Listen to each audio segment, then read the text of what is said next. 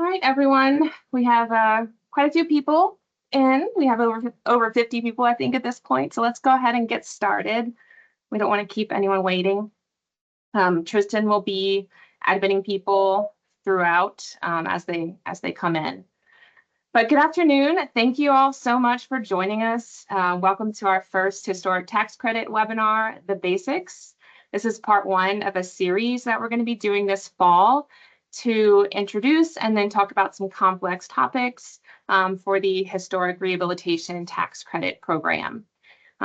We are joined today by our entire tax credit team here at the Division of Historic Preservation. My name is Andrea McCarthy. For those of you who don't know me, I'm the program manager for the Historic Tax Credit Program here for the state of Louisiana. We are also joined by our two tax credit reviewers in the office. I will allow them to introduce themselves. I'll start with Emily. I'll unmute myself. Hi, everyone. I'm Emily Van Doren. Like Andrea said, I'm a tax credit reviewer in the office, so I review the applications that we'll be talking about today. Worked here about 2.5 years. Thanks, Emily. Farron.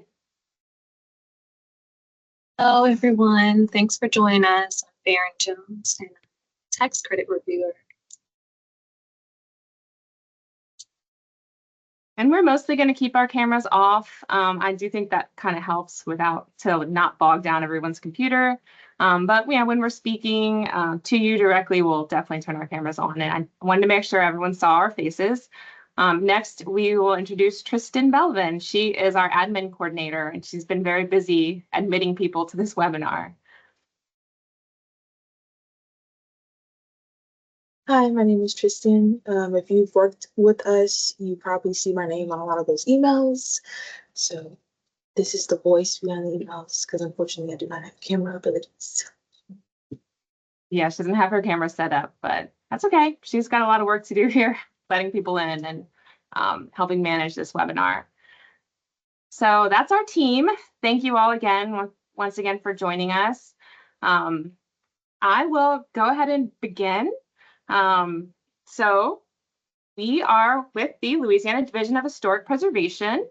I'll kind of give you some background. These are our staff: Andrea McCarthy, that's me, Emily Van Doren, Farron Jones, and Tristan Belvin.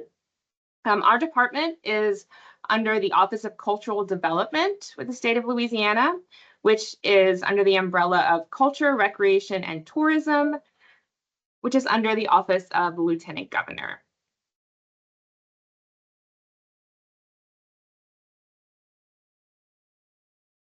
And so I'm going to go over the content for today's webinar, but first I do want to go over a little bit of housekeeping. So we're all kind of used to webinars these days, but when you log on, of course, you are muted and your camera is off. Tristan will be the one responsible for allowing you to unmute yourself if you do have a question. This is a basics webinar, but we will be introducing some technical information on how to fill out applications. We have about an hour of actual content, so that should leave a good bit of time for questions. What we would like to do is allow for specific questions about the application process at the end of each section. We'd like to keep this to 5 minutes. And if you would like to ask a specific question about the section, please raise your hand and Tristan will call on you and unmute your mic. I will tell you when it's time for that at the end of each section. But we do also have a chat. That chat function, hopefully that's turned on and working properly. So for the chat, I do encourage you to put in any additional topics you would like us to cover in any of our future webinars. And then also, if you have a kind of a more complex question that might take a little more time, put it in the chat and we will address all of those chat questions at the end of our presentation. So that's pretty much it for housekeeping. Now I'll go over the contents of today's program. So we're going to start with discussing the historic tax credit programs that we administer. both the federal and state and talk about the difference between the two. Then we will go over the eligibility for the two programs. We will follow that up with a part 1 evaluation of significance, and then the part 2 description of the rehabilitation, part 3 certification of completed work, and then our new online submission process.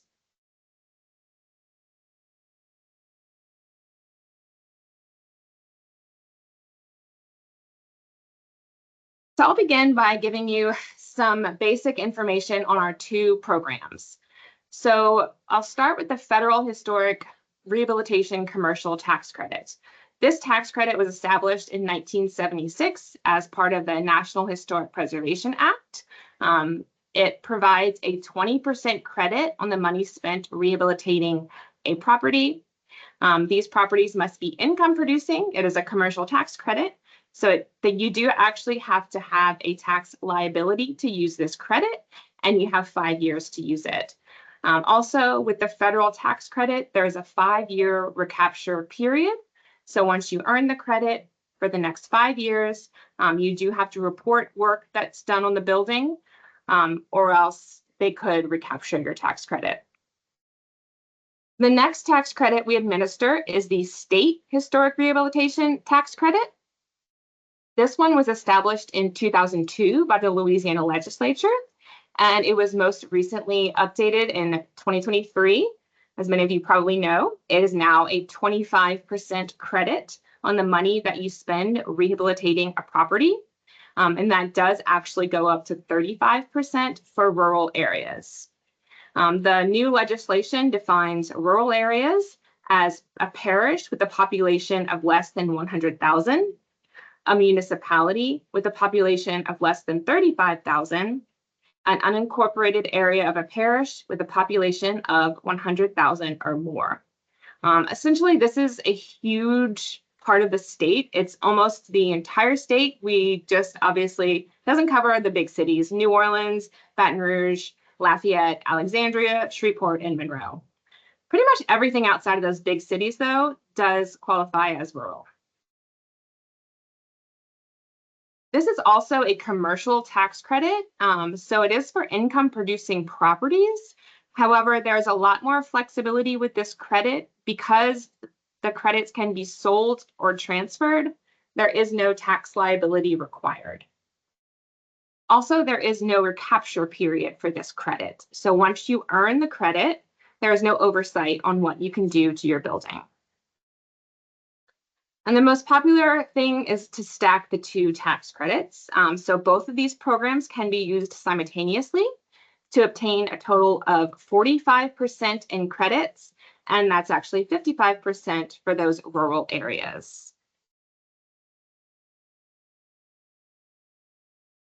So now I want to go over kind of these partnerships, how we make these programs work. To administer the federal credit, we work very closely with the National Park Service and the IRS. The National Park Service, they're the final certifying authority for the federal program. However, all applications are submitted to our office first. We review those applications in-house, and then we forward them to the National Park Service. After approving a completed rehabilitation project, the IRS is then the authority on issuing the tax credit. For our state program, our State Historic Preservation Officer issues the approvals or denials for this program. Once a rehabilitation project is approved, the Department of Revenue works with the applicant to approve the credit award certificate. So I want to first start on talking about those specific roles of Department of Revenue and IRS. The main role of the IRS and Department of Revenue is to confirm the minimal expenditure requirements are met, and then also to review those qualified expenses prior to issuing the credit. And I'll briefly explain these aspects of the program, but it is important to note that our office does not review expenses. We only review the actual work. We will often refer you to these agencies or to a tax professional for any specific questions regarding expenditures. However, of course, we can provide some basic information and definitions. And so the first definition I'll start with is of qualified rehabilitation expenditures, which we often refer to as QREs.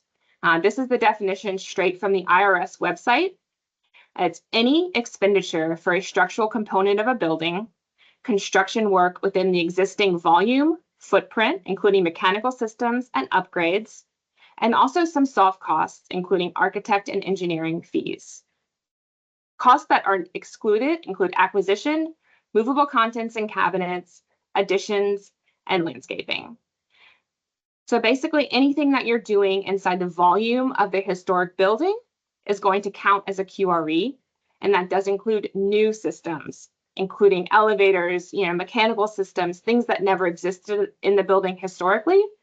As long as it's inside the historic building, it does qualify as a QRE, unless it is a movable content, such as furniture, cabinets, things that don't actually permanently belong to that building.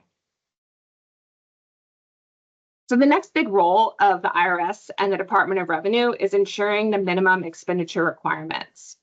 And when we say these minimum expenditure requirements, we're referring to in QREs. So these expenses have to be in qualified expenses, not just your overall expenses.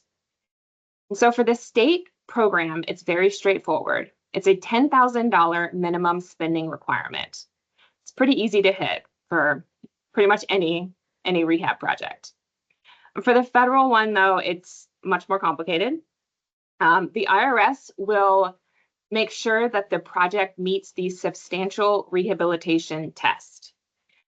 The definition of this, also from the IRS website, is during a 24-month period selected by the taxpayer, rehabilitation expenditures must exceed the greater of the adjusted basis of the building and its structural components, or $5,000. And the basis of the land is not taken into consideration. So simply speaking, the adjusted basis is the cost of the property minus the land. And then there are adjustments to be made based on depreciation or capital improvements.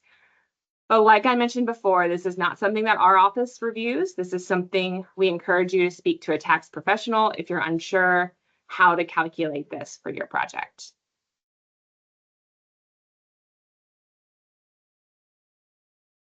So now we can move on to something that we do actually do in our office.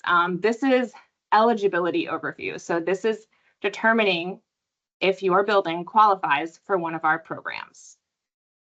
So for the federal credit, in order to qualify, the building must be listed on the National Register or be listed within 30 months of certification. This can be either individually listed or listed as a part of a district. Buildings that are within a district must contribute to the district based on age and integrity. For our state credit, the building may be listed on the National Register, just like the federal credit, or it can be located within a state cultural district or a downtown development district and be at least 50 years old. And so the easiest way to figure out if your building may fit into one of these categories is to use our map on our website. You can just put your address in, search it, and it will tell you what district it's located in, if any.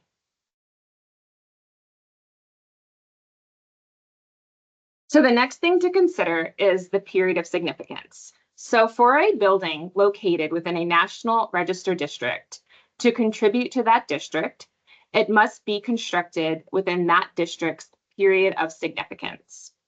So the period of significance is a range of dates associated with each district.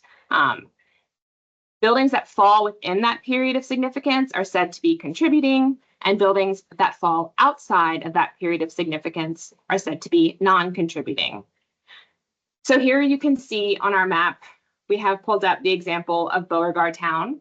When you click on the map, there will be a pop-up that hopefully will have the district's period of significance there. So in this example, the period of significance is 1806 to 1949.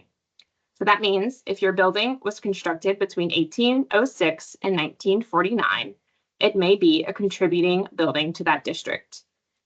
There is an additional information button just below that you can click and actually access the National Register nomination.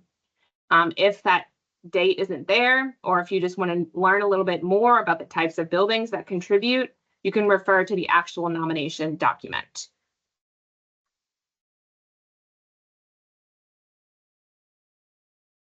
So then how do you determine construction date?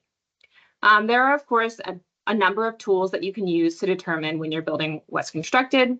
The ones that we use the most often are Sanborn maps and aerial imagery. Sanborn maps were fire insurance maps that were drawn, mostly that were hand drawn. Most of them are going to start in the late 19th century and extend until the mid 20th century. And so you can find the earliest one that your building appears on, and then the one right before it that the building doesn't appear on, and get a really good date range for construction. We normally recommend that you check your local library's digital database to find access to these Sanborn maps. Now, for later buildings, especially buildings built in the mid-century, we like to use aerial imagery. The website that I use the most often, historicaerials.com, they have a great inventory of aerial imagery. You can put in your address and you can see what years aerial imagery is available. I'd like to use this slide tool so you can compare. What I have pulled up here is an example of the state capitol and the building that we're in, the Capitol Annex. And you can see in the 1933 imagery, it wasn't there, and it does show up by 1952. So then you have a very good range of construction, 1933 to 1952.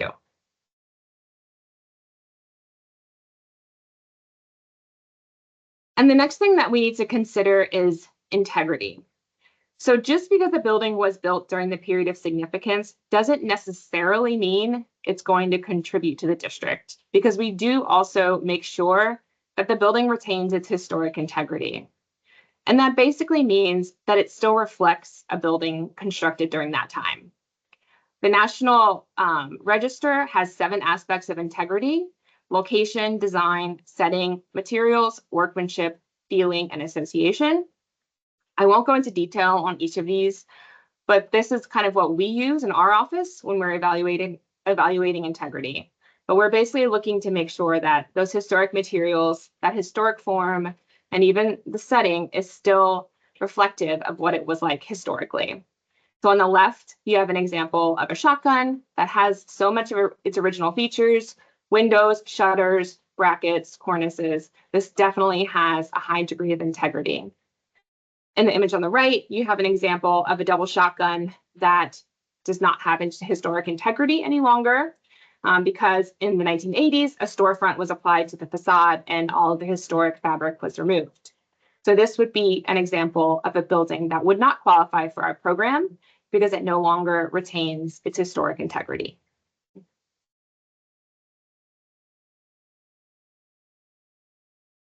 So next, we're going to go on to the actual applications, but I do want to pause here. If anyone has any specific questions on that part, raise your hand and we will answer them. I'm going to kind of block about 5 minutes for this section.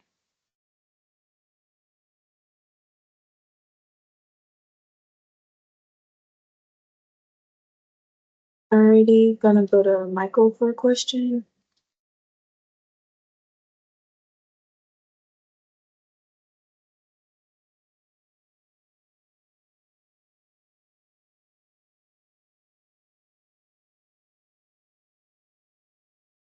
Michael, are you able to unmute your mic?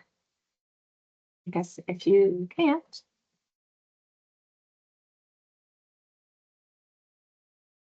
This is our first time, our first webinar, so y'all bear with us.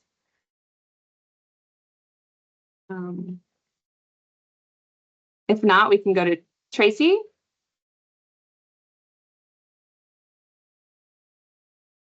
Tracy, you can now unmute your mic if you'd like to ask a question.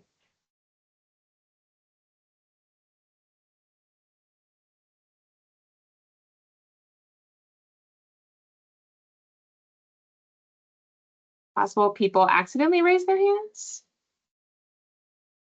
They're saying that they can't unmute. They can now. Should be able to.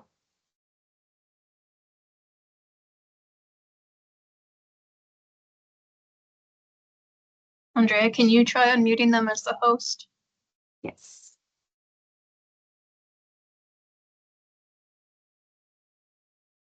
It Can you says, try again, Tracy? it says your mic is enabled. Well, if you want to ask it in the chat, we can go that route. Oh, Can you hear Tracy. me? Did that work? Yes. Yes. Okay. All right. I'm sorry. I have a couple questions. First is very simple. Under the movable things that are excluded, cabinets are considered movable, like kitchen cabinets attached to the wall. So this is going to be a question specifically for really the Department of Revenue, but I can give you some general guidance. Cabinets have always been called out as furniture by the IRS. However, I do know that if you can show the Department of Revenue that these are permanently installed and they cannot be, essentially what the Department of Revenue is going to be looking for is if you were to take those cabinets out of the house, would they be fully destroyed? Or could you put them in another house? Okay. And so they'll ask you that question and then you answer them and they'll make that decision. Okay. All right. That's great. And then a question on eligibility. Just in working with private homeowners, I've been told by a couple different homeowners some different things. One saying, oh, we're just going to establish an LLC and pay ourselves rent, which I understand from another consultant is a gray area, but can you speak to that? And then the second one is, what do they use to determine permanent residence or primary residence? Is it kids in school all year, number of months in residence in the unit? I'm trying to have better answers for homeowners who've been told they're eligible for tax credits on their private residence that they occupy, knowing that it is a gray area, there's possible auditing and all that stuff. Thanks. Yeah. So this is also going to be something that we will go into a deep dive on our December 11th webinar, because that's when we'll have Department of Revenue on the line with us. Because we don't look at that in our office. Essentially, we're not testing the eligibility from that standpoint. That is what Department of Revenue does at the very end. Now, I can speak from just our close relationship with the Louisiana Department of Revenue, that he definitely makes sure that there is no homestead exemption on those properties before he issues certification. Beyond that, it's kind of his judgment. I cannot speak for the IRS and what they do or do not do to evaluate whether or not something is income producing. I hope that kind of answers your question, and we will definitely add that to make sure that we focus on that on our December 11th webinar. Yes, thank you. Thanks. Really quickly, Michael dropped his question in the chat. He just wanted to double check that the state recapture period is no longer 1 year. I don't remember there ever being a 1 year recapture period at all. So our understanding is that there's once the Department of Revenue issues you that certificate that tells you that there is a tax credit in your name, then there is nothing that they can do as far as from a historic preservation perspective to take that credit away from you.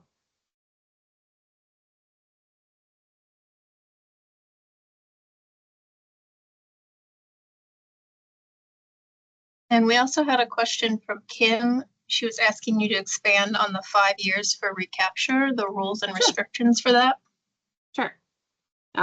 We knew we were going to have a lot of questions that are for IRS and LDR.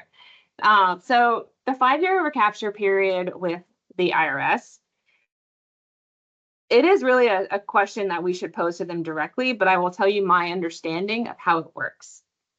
So essentially, once you finish your project and you earn your credit, you take 1/5 of that credit each year for 5 years. If you do something that could jeopardize the credit to your building, the National Park Service would notify the IRS. and the IRS could stop giving you the rest of the credit for the next however many years that you had it. And they could possibly recapture some from the past. So that is that 5-year period from when you start claiming the credit to when you claimed your last bit of credit that you should notify the National Park Service of anything that you're doing to the building. I hope that answers that question.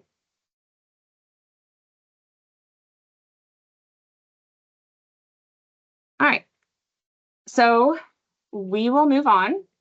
We'll have time at the end for any additional questions, but let's get started on actually how to fill out the applications.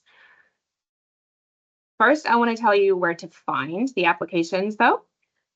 I always recommend people just start at our main page, louisianahp.org. On the right side of the page, you're going to see some gray boxes and you click on tax incentives.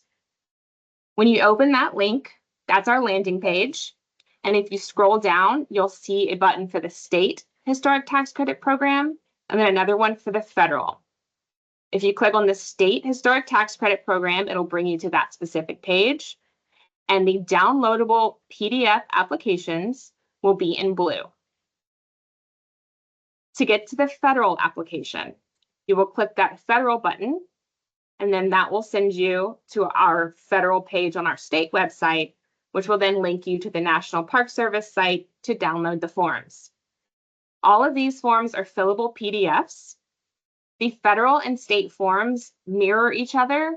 While they aren't exactly the same, they're very, very close. But you do have to fill out both forms if you are trying to claim both tax credits. And with the federal one, I highly encourage you to read the download instructions because while you would think it is simple, it is not. And we have a lot of people who have issues downloading these National Park Service PDFs. But it is possible, just follow the instructions. So with that, I will pass it to Farron, who's going to discuss the Part 1 applications.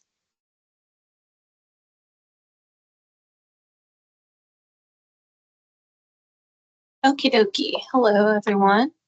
So I'm gonna repeat a few things that Andrea mentioned, but I'm going to place them in the context of the application itself.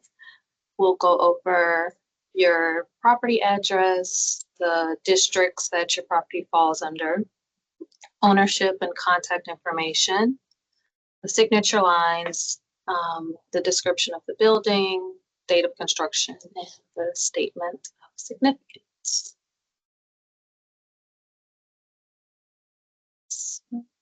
Okay.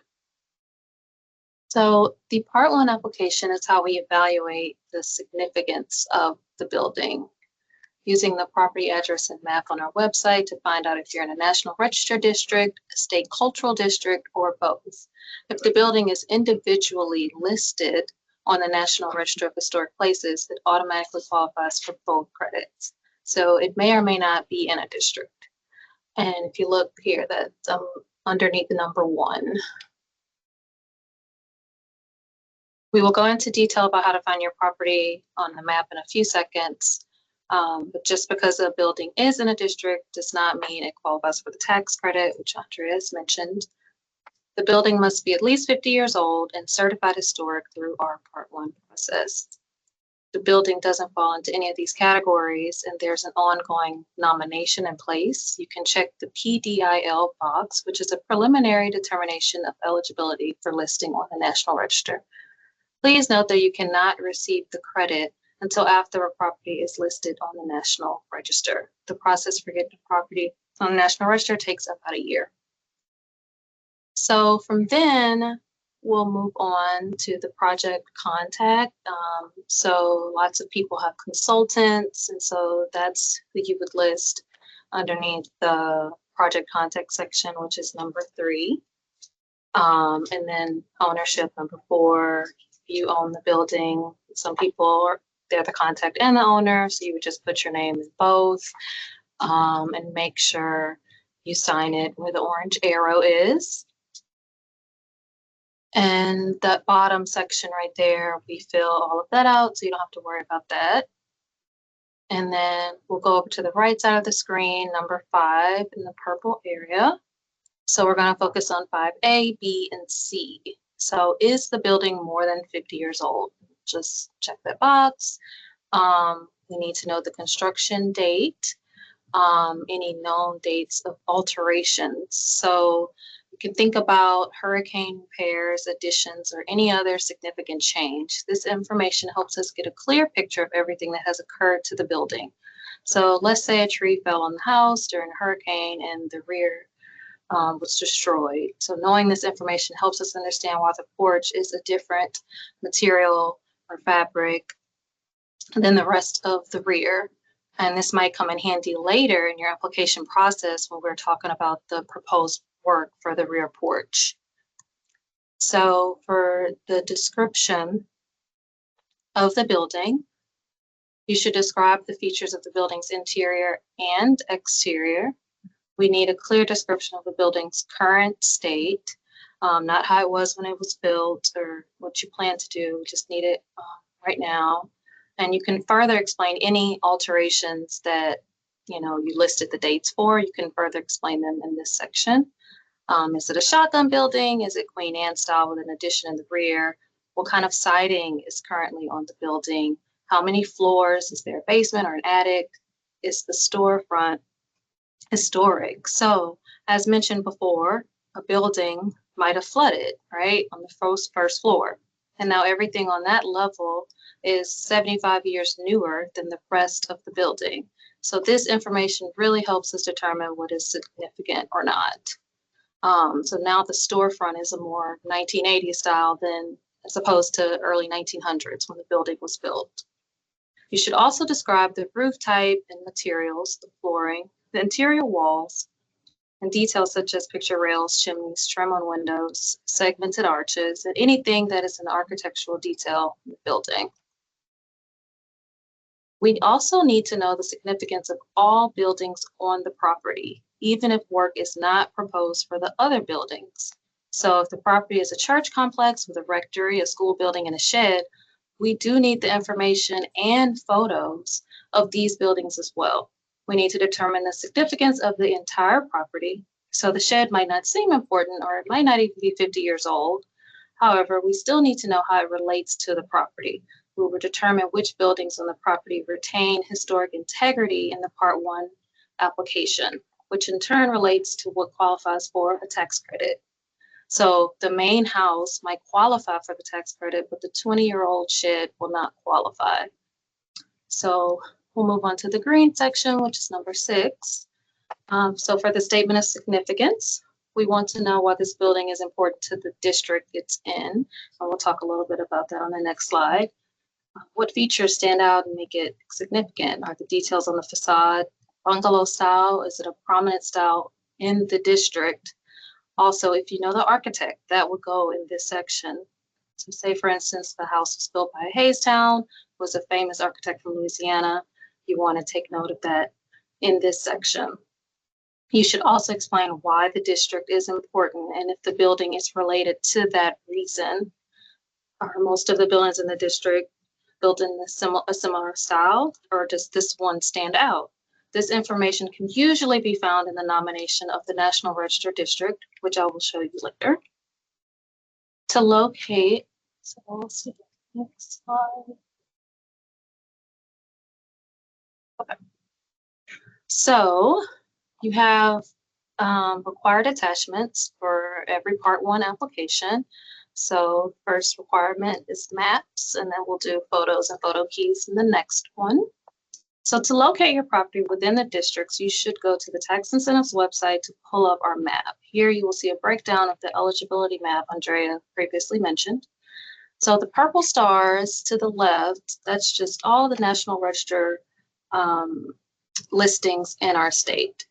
And so the yellow areas are our cultural districts, our state cultural districts. The salmon area, you see in the middle photo, that is a mix of the two districts of the National Register districts and the cultural districts. So you will see a lot of that, that salmon overlap. So I plugged in the address of our building, which is the Capitol Annex. So you can see the arrow and the dot to the left of the pictures with the yellow. And you can see our state capitol has a purple star to the right of our building. So it is individually listed on the register. And both of these buildings are in the Arts and Entertainment State Cultural District. So let's look at the middle image. So the area to the right of the state capitol is the mix of the two districts. So when you click on the color, the district's names will appear. So you click on that little arrow, and it's kind of covered by my arrow. But you'll click on that and it'll give you the district. So first we had that arts and entertainment, but for this one, if you go to the next one, it's the Powder Magazine. So that is a National Register district. And so click on additional information and it brings you to this screen to the right. And that'll give you the period of significance that Andrea was talking about before. That'll give you the information that you need to know for your statement of significance, like, tidbits and facts that can help you with your project, right? So, and if you see down at the bottom, that is an example of the hot pink, the National Register only areas. So we'll move to the next slide. And so that is required for your application. So you could just screenshot how I had on the previous slide, screenshot that and just submit that with your application. You just type in the address and, you can circle the dot and you'll screenshot it or print it out and include it with everything. So we'll move on to photo requirements and the photo key. So we do need photos of the entire property. As a general rule of thumb, less than 10 photos is probably not enough. The exterior and interior elevations alone are probably 8 photos. And even then, we need the full scope as well as close-up photos. We will go over more about this next month, but keep in mind that we need full documentation of the entire building for your part 1, because we will look at those with your part 3 application to see the before and after. So your average size room will require probably about 2 photos. So just keep that in mind, because we will have to reach out to you to request more photos. So the photos should be numbered to a photo key. There should be photos of the entire building, interior and exterior, and we need to be able to know what we are looking at from the inside or outside. So you can place the numbers for your photo key on the street, and you can have multiple photo keys. So a property with multiple buildings might have several photo keys, or a building with multiple floors might have the overall floor plan and then a key for each floor. So it is useful to have like the street names or a compass. We've seen creative ways of making the photo key a lot easier to understand. So all 3 of these things, the maps, the photos, and photo keys, are required attachments for your part 1 applications. And we will move on to questions, and then I'll pass it along to Emily after.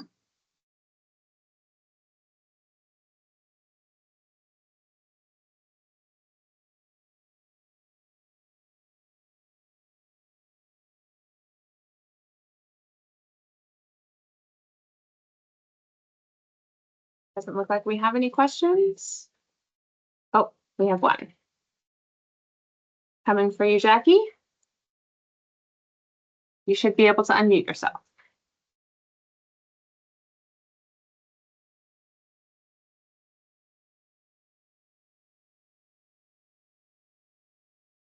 Can you hear me? Yes.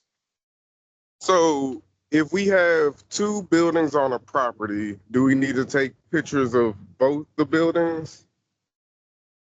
Even though we're only doing work, even though I'm only applying for tax credit for 1 building? If it's 2 buildings on 1 historic property, and so these buildings are historically related to each other, then yes. Okay. Okay, thank you.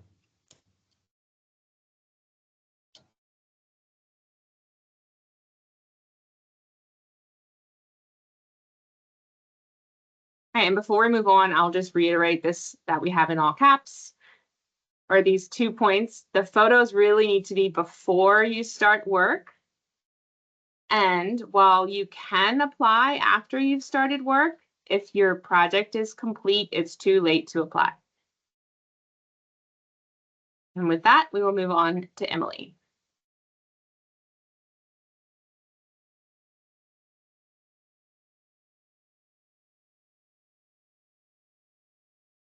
Okay, so our next section is on the second part of the application, which is the proposed work description.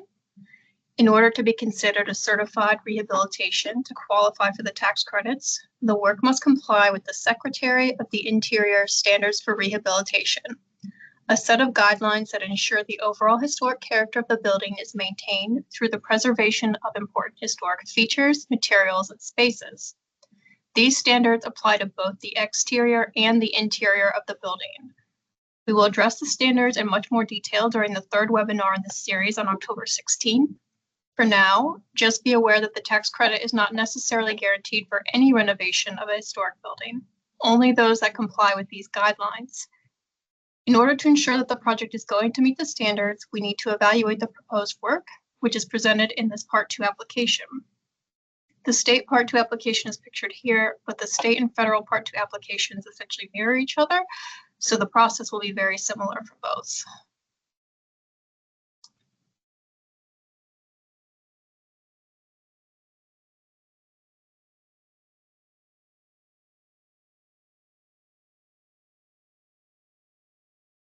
The Part 2 application can be submitted after the Part 1 application or together with the Part 1. For the Part 2 application, you will describe all of the work that is proposed as part of the project.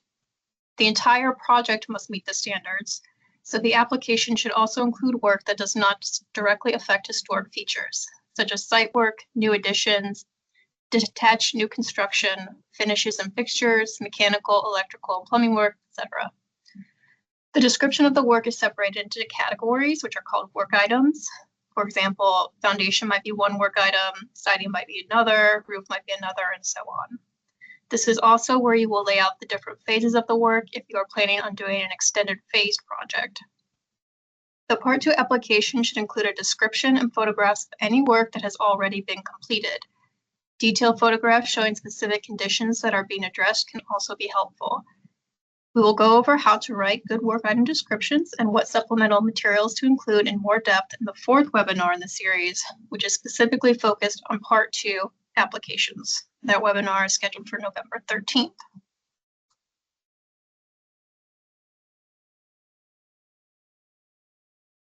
When making modifications to the historic building, architectural plans should be provided. The level of detail will depend on the number and degree of alterations that are proposed. The drawings are only intended to illustrate what is described in the written work items. They do not take the place of the written description. If something is shown differently on the drawing than what was described in the written application, the written work item is always what is considered to be approved. So make sure you are presenting the entire scope of work in writing and being thorough in your descriptions.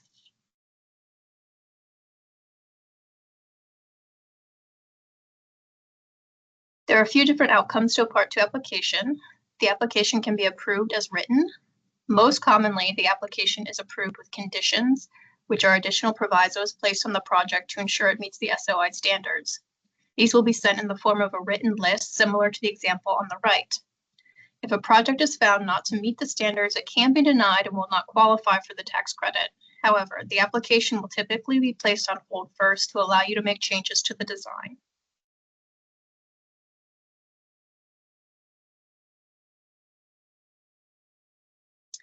So in answer to Jim's earlier question, you can submit a Part 2 application after work has already begun, provided the existing conditions were sufficiently documented prior to starting the project. However, nothing is considered approved until the Part 2 has been submitted, reviewed, and approved. If work is completed that is later found not to meet the standards, you may be required to correct it, which we call remediation, or the entire project could be denied. Some work, like the demolition of historic features and fabric, is not reversible. So we highly recommend not beginning work on the building until your project scope has been approved, especially if you are new to the tax credit process and unfamiliar with the standards.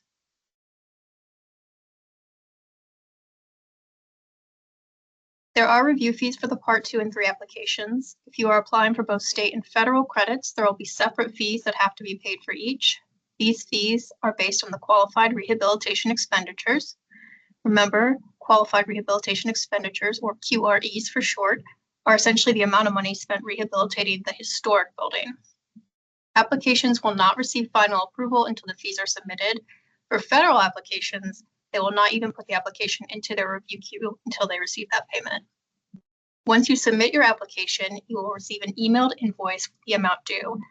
Federal fees are paid online, but for state fees, you will still need to mail in a physical check.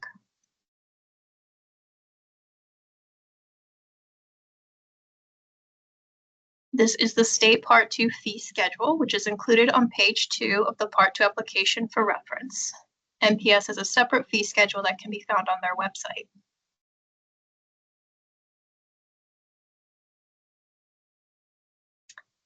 Beginning in 2021, the state legislature put a cap on the amount of historic tax credits that can be given out each year. This cap is $125 million. If we do not use the full $125 million each year, whatever is remaining rolls over to the available total for the next year.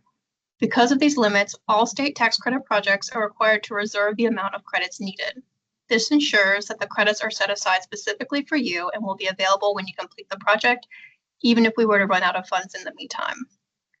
To be clear, so far, we have not come close to reaching that cap, and as each year rolls over, the amount we have just continues to increase. So it's highly unlikely that we will run out of available credits anytime soon.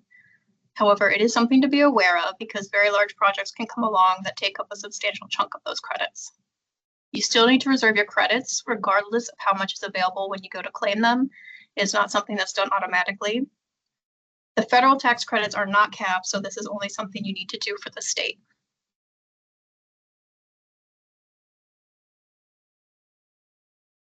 In order to reserve the credits, a tax credit reservation form must be completed.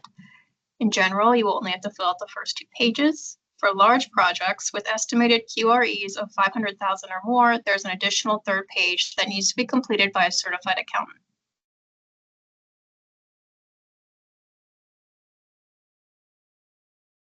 Credit reservation forms can be submitted anytime after you have an approved state Part 2 application.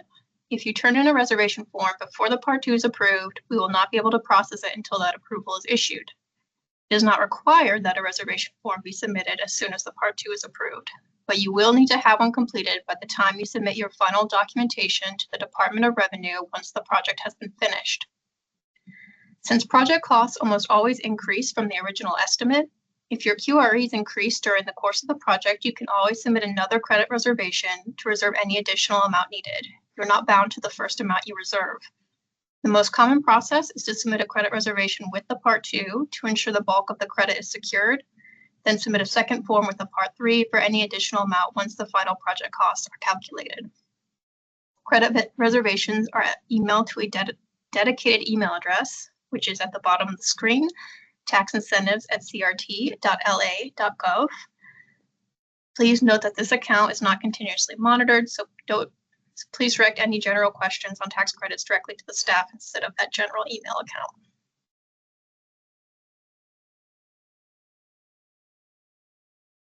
To find the form and the instructions, you'll head to the gray menu at the far right side of our main page at louisianahp.org.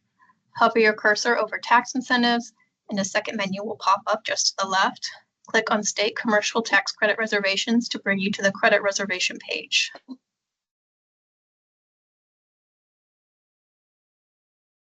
On this page, you can download the reservation form and instructions, circled in red. We also update the page regularly with the amount of available tax credits, so you can see how much money we have remaining for the year. As of August 5th, we had over $369 million in tax credits still available. And now before we proceed on to Part 3, I'm going to ask if anyone has any questions on Part 2 applications or tax credit reservations. Go ahead and raise your hand and we'll get those answered.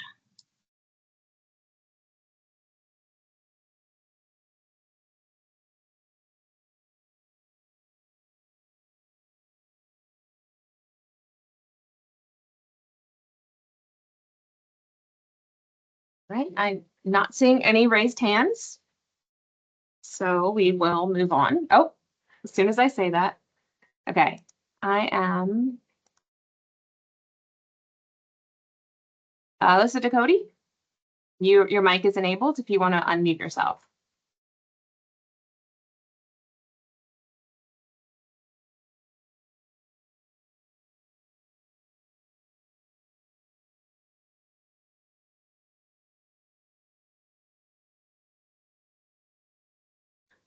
They just posted the responses. Thank you. There was a Okay. question earlier about a licensed contractor in the chat. I don't know if y'all answered that one or not.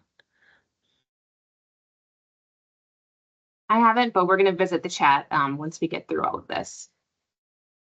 Okay, thanks. Mhm.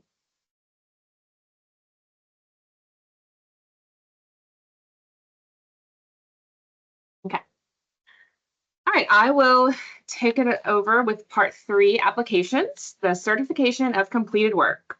So congratulations, your project is complete. You've done all the hard work of rehabilitating your historic building. Very exciting time. Now it's time to claim your credit. The part 3 has 2 main requirements. The first is photographing your entire building, all the completed work, and the second is gathering your expenses. Now, I think it's important to note that when you are submitting this application, you're going to be indicating a project completion date or a placed in service date, as we refer to it. This date is the date that drives when you can start using that credit. It has nothing to do with when we receive or approve your Part 3 application. So there is no need to rush to get these applications into us before the end of a tax year, because that will have no impact on when you get the credit.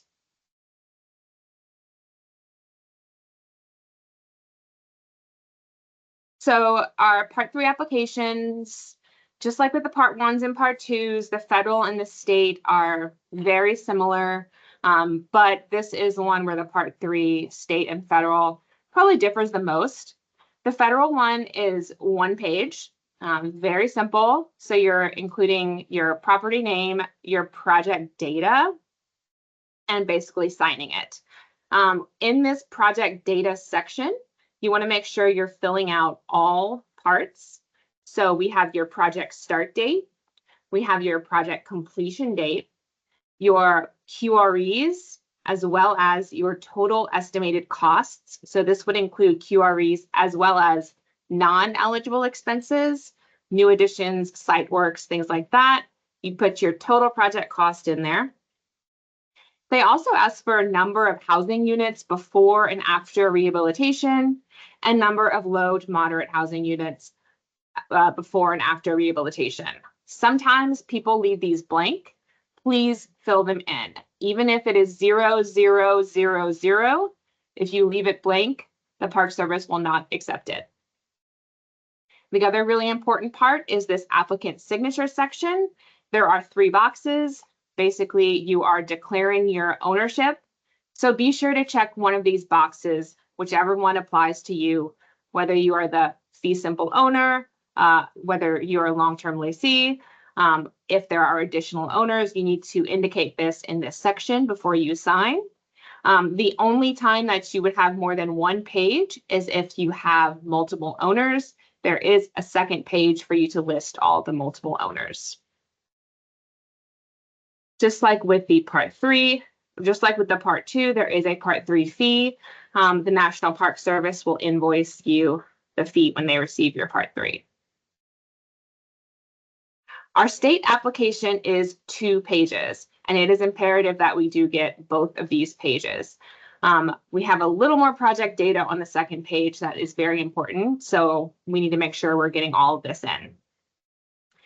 The reason is we actually, because they've increased our credit award amount from 20 to 25% on January 1st, 2023. We ask that you divide up your expenses based on what you spent before that date and what you spent after that date. Essentially, you will earn the 20% credit on any expenses before that date, and you will earn the new 25% or 35% if it is after that date. And then, of course, just like with the federal application, make sure everything is filled out and everything is signed. We will have a deep dive into this application on December 11th, so definitely tune in for more information.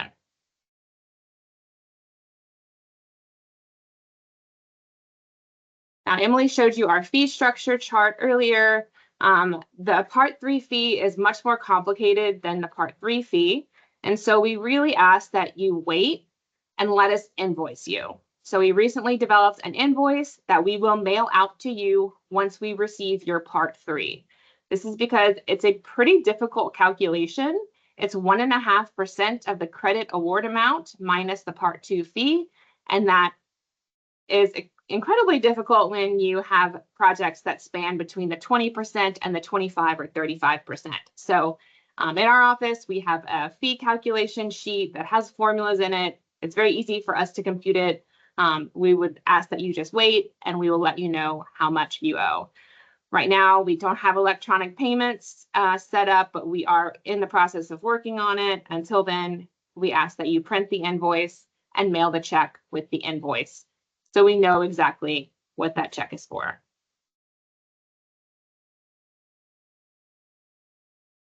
Part 3 photo requirements are just like the Part 1 photo requirements, except this time you are showing off all of the work that you've done, a new beautiful rehabilitated building.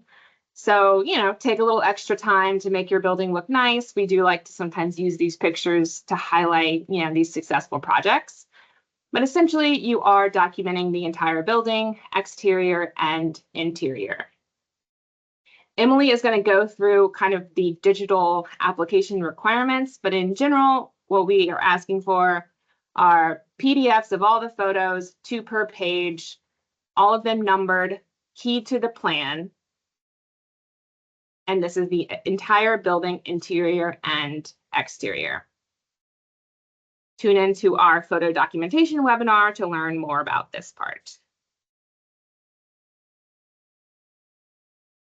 So that's it for Part 3. So it's pretty straightforward, but if you guys have any specific questions before we move on to how to submit all of this, now is your chance.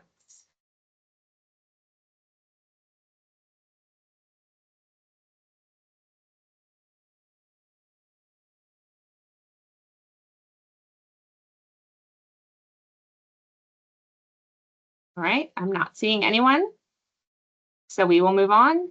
Emily?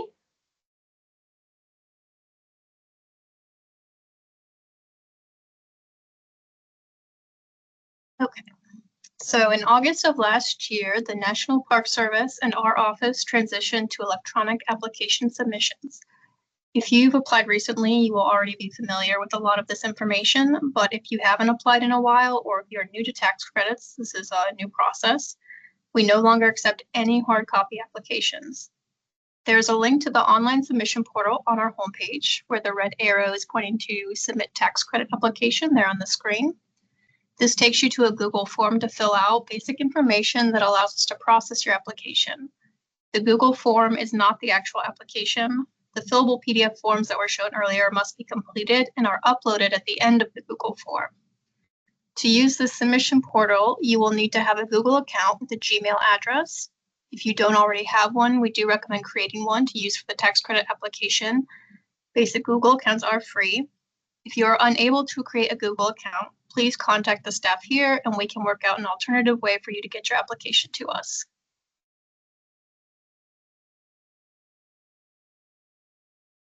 In general, application materials should be PDFs. In limited circumstances, JPEG or TIFF files are accepted, but only for very small buildings that can be documented in 20 photos or less.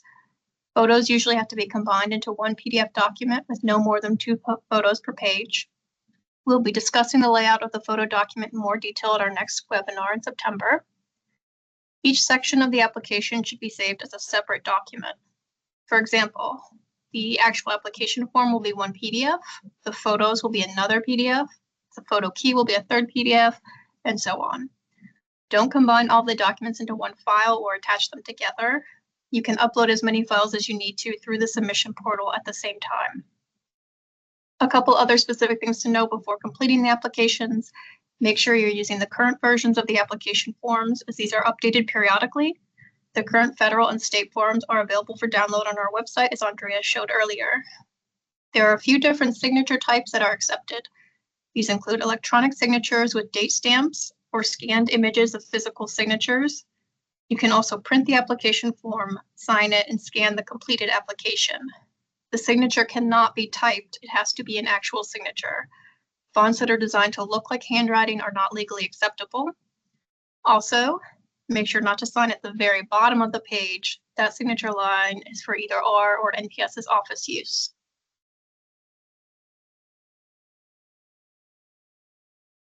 So here's just a typical example of a PDF photo document so you can get an idea of what it should look like.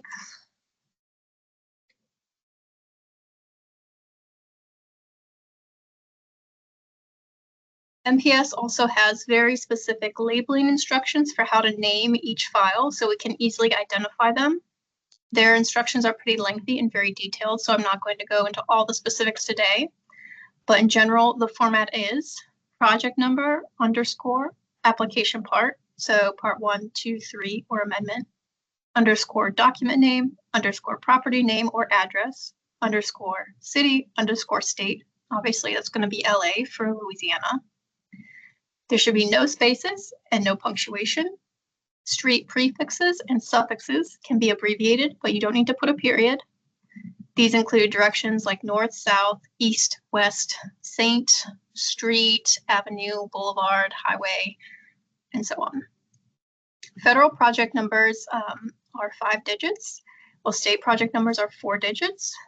If you're submitting a part 1 or a part 1 and 2 together and you haven't received a project number yet, you just leave the project number off and start with the application part. You should only include a property name if the building has a specific name that it was historically associated with, such as Sanger Theater, First Baptist Church, or Rubenstein's Department Store. If there was no such name that the building is commonly known by, you can just use the property address. This is going to be the case for most properties. You don't need to make up a name, and you shouldn't use the name of recent or future tenants. So at the bottom of this slide are some examples using the standard formatting with our office street address, both with and without the project number.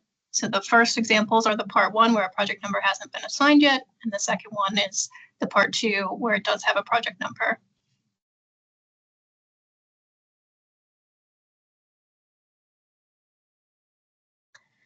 Every time you submit an application digitally, you should also include a transmittal log. This is a list of all the documents that you intend to submit with your application.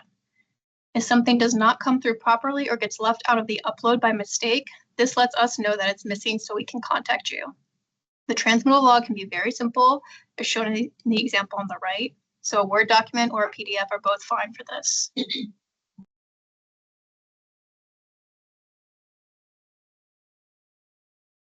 More detailed instructions on file formatting, labeling, and photo documents are all linked on our website. To find them, we're going to go back to the gray menu on the right that we talked about earlier, hover over tax incentives, and this time click on state commercial tax credit.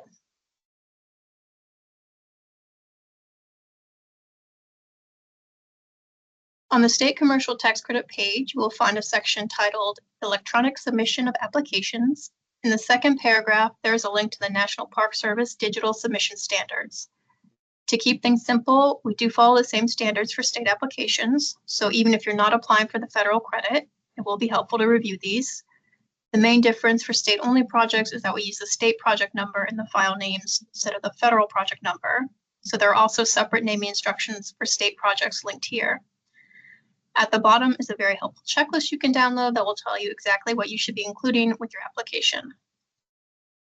All applications are submitted to our office first. Nothing is submitted directly to NPS unless they have specifically requested additional information and sent you a SharePoint link. As Andrea mentioned earlier, we review all applications before forwarding them to the National Park Service.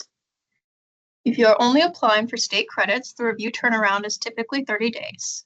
If you're doing both state and federal credits, it will be 30 days with us and another 30 days with NPS for a total of 60 days.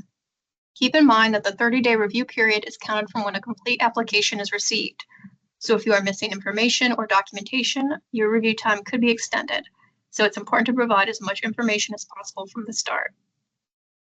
Finally, for projects applying for both state and federal credits, the National Park Service is the final determining body for all applications. The state approval for applications is issued after the federal application is approved.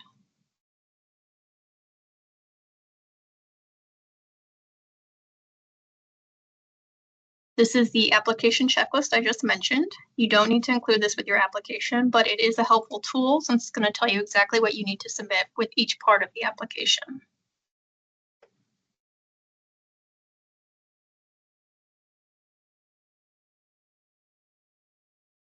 Now I'm going to let Andrea wrap up, and then we're going to take questions either on the digital submissions or anything else that's already come up in the chat or that you have on previous sections. All right, thank you, everyone. That is it for our content. I wanted to mention that we did upload a PDF of this presentation to the file section of the meeting. So you can look for that. If you can't find it, we can certainly send you one. But we are also going to put this recording on our website. So this will be available to revisit. I know there's a lot of information here. And we have a lot more information. So this is the first in our series. We encourage you to tune in to all of these. The next one will be September 18th, where we will be covering photo documentation best practices. So we'll talk about part 1, part 2, part 3 photos. We will talk about how to create a photo key. We will give you some tips for architectural photography. And we will also use this session to talk about multiple building projects. So if you're interested in learning what to do when you have multiple buildings on a property, that would be the one to tune into. After that, we will talk about the Secretary of the Interior Standards for Rehabilitation on October 16th. These are the guidelines by which we review all of our projects. On November 13th, we will talk about Part 2 submissions, best practices. We will go over how to write really good work descriptions, what level of architectural drawings we'll be looking for based on your projects. And we will also use this session to discuss phasing. We will teach you when to phase a project, why to phase a project, how to phase a project. So tune into that November 13th session for those topics. And finally, December 11th, we will go in deep depth about the Part 3 certification process. So we will talk about, of course, the application, but we will also be inviting Department of Revenue on to talk about how you claim the credit, what they need for them to review the project, and timelines, pretty much anything and everything you need to know. And we will add about ownership based on Tracy's comment. And then I know there was another comment about what happens if you sell your property. So we can cover all of that in that December 11th session.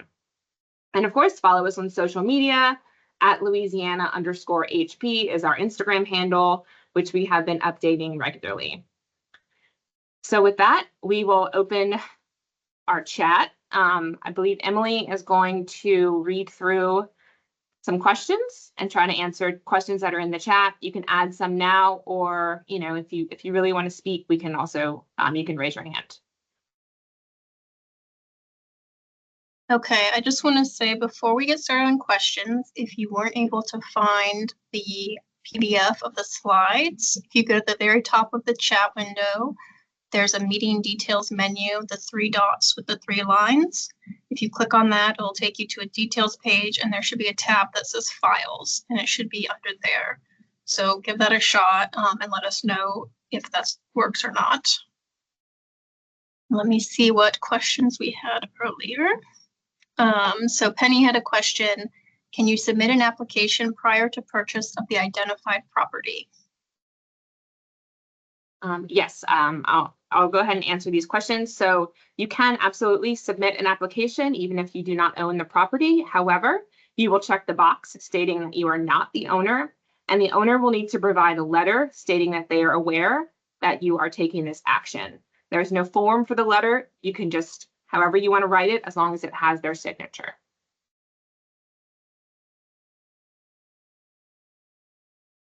And then another question was, does the work have to be completed by a licensed contractor? So we do not review who does your work. We can ask the Department of Revenue to discuss whether they have any criteria. As far as contractor, I don't believe that they do, but honestly, because that's not something we look at, probably should pose that question to Kent Laplace. And I think that might be more for like developers, like big projects. I think for small projects, I don't think that there's any oversight. And certainly not from our office.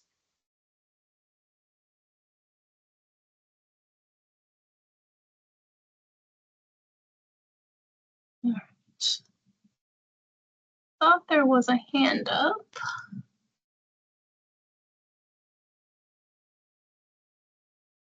Okay.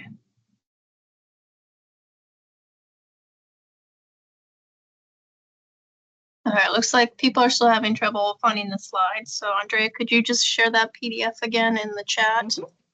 Yes.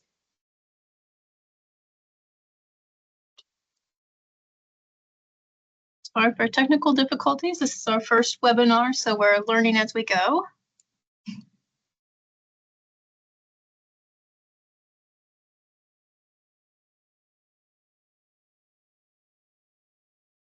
And we can also send it out via email if I can't get this to upload. So everyone can have a copy.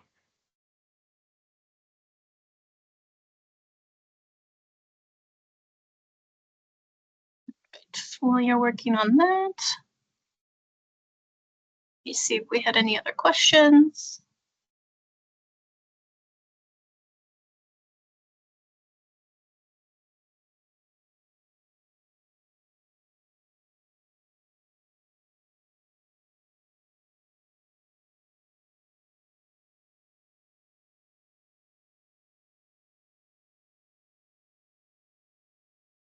I think the only other question was Kim's question on can you sell the building, which Andrea mentioned. We're going to talk more about this in our last webinar series in December.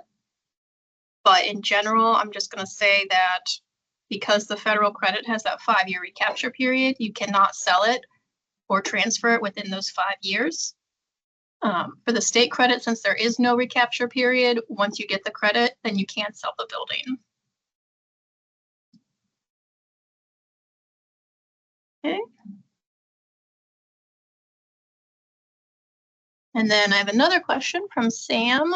Are replacement aluminum clad windows by select manufacturers provable?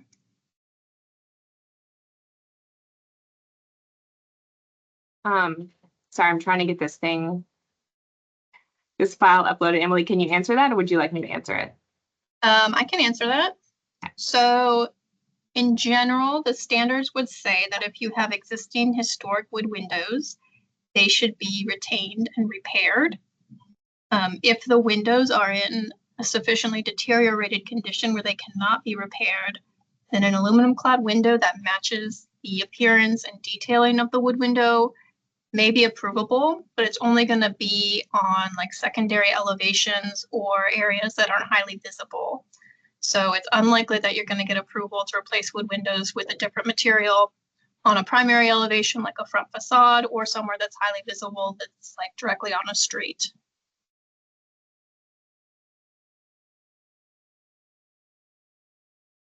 And then just to respond to Kim's, so for the federal credit, you have that 5-year recapture period that the credit is divided over.